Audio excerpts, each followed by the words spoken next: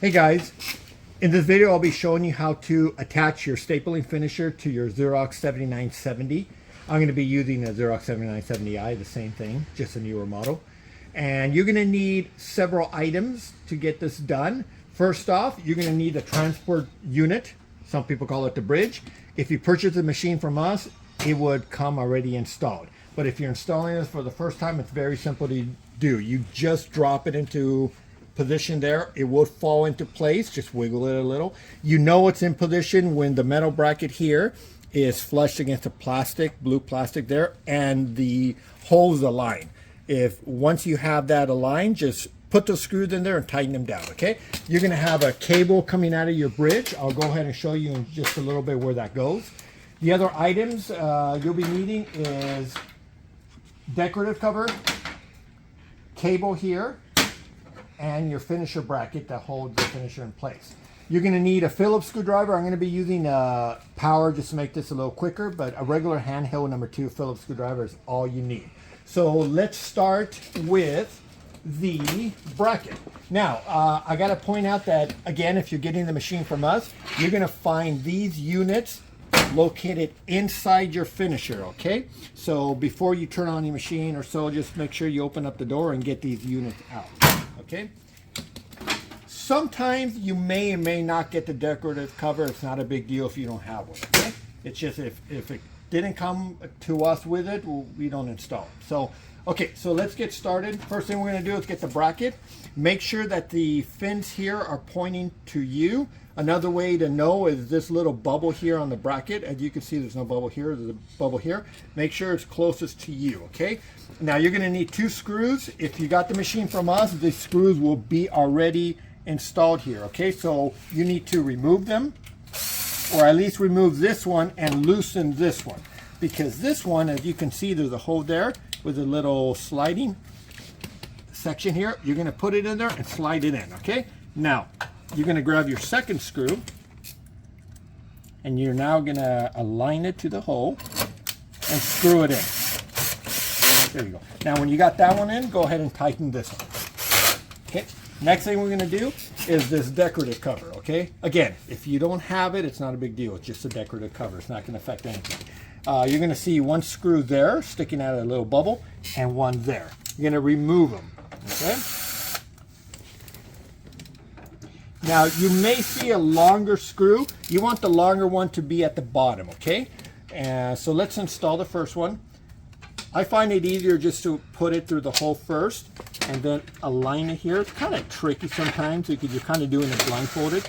Let me see here. Just have to kind of. There you go. Now, don't tighten it all the way because you want it to move. So you could adjust the second one. Now, I'm going to take the longer screw. Do the same thing. Kind of doing this blindfolded because I can't see the hole. There you go. So now that I got that one tightened, I'm going to go ahead and tighten this one. There you go. Don't tighten it too much, just until it stops. That's good enough. Okay, so now we're going to turn the machine just a bit or walk around the machine, whatever is easier for you. You're going to find a cover here, okay? Your machine may or may not have it. This is a decorative cover. If it has it, just push down here and take this out, okay? You can set it down somewhere. Now you're going to turn your finisher around and do the same thing. You may have a cover here. You just squeeze this and take it out, okay? Again, if you don't have it, no big deal. So what we're going to do here is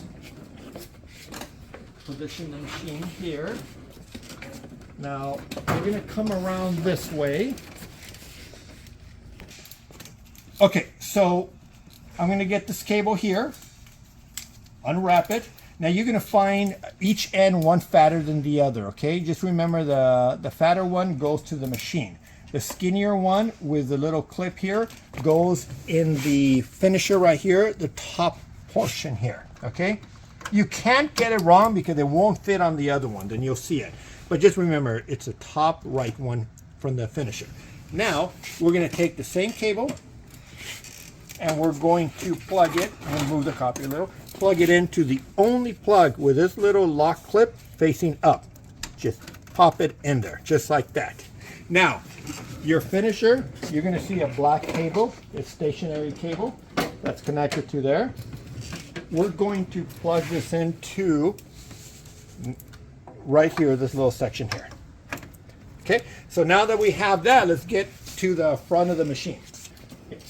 So now that we're in this section here, we're going to take the bridge, the cable that's coming out of the bridge, and we're going to plug it in to the finisher, and it's going to go right here with the little lock section. You'll see this is flat, and this is, you got the little lock plastic. It goes in right there. Just pop it in there and it's in place. So now I'm going to move the machine. Now that we're in front of the machine, we're almost done, guys. We're going to open up the door.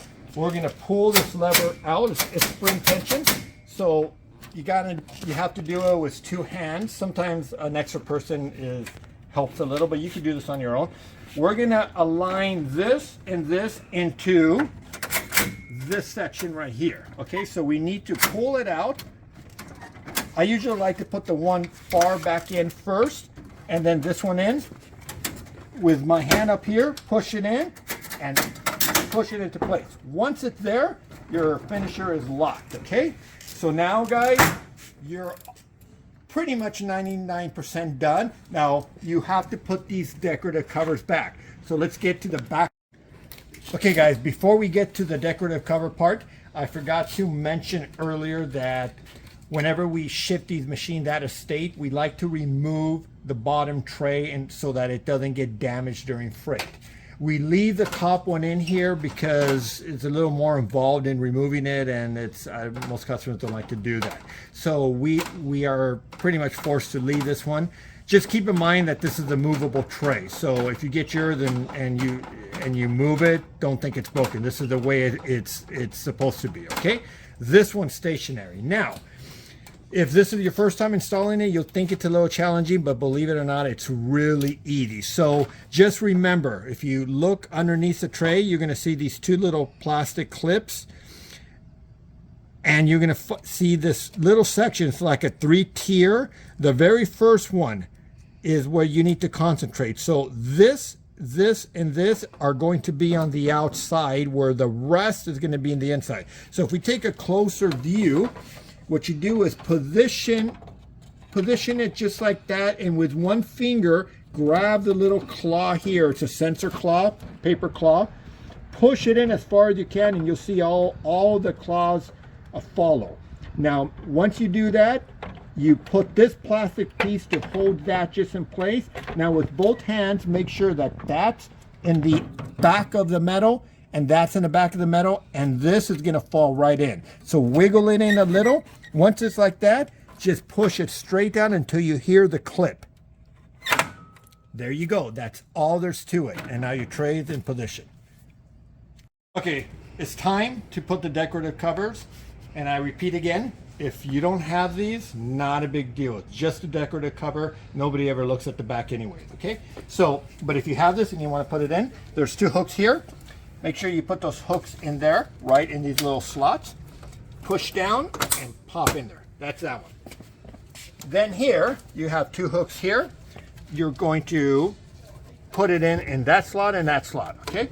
You're going to put it in like that, and then make sure that this big fat cable is on that little section, and you move these in here, and you snap it in there. That's it, guys. Now turn on your machine and start printing.